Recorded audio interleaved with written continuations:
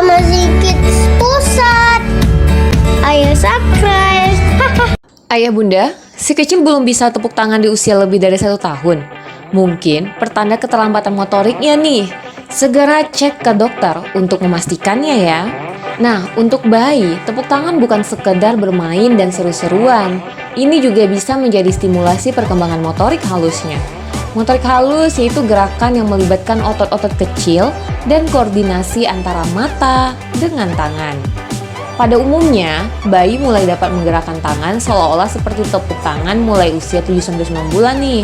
Meski terkesan biasa, bayi membutuhkan koordinasi kompleks antara mata dan tangannya untuk bisa melakukan tepuk tangan.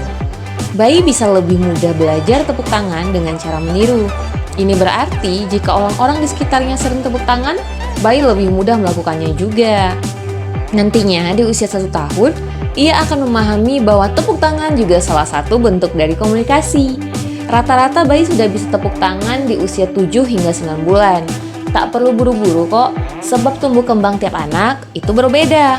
Waspadai jika setelah mencapai usia lebih dari 1 tahun, bayinya belum bisa tepuk tangan atau sama sekali tidak berusaha meniru saat bunda melakukannya.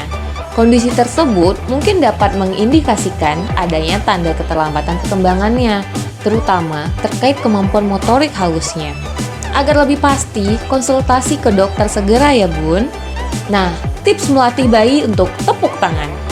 Yang pertama, rutin bernyanyi sambil tepuk tangan dengan bayi.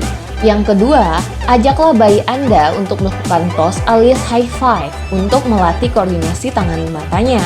Dan yang ketiga, lakukan tepuk tangan dengan berbagai variasi tempo. Semangat ya bunda! Ayah bunda, apapun keluhan buah hati Anda, percayakan kepada kami di Amazing Kids.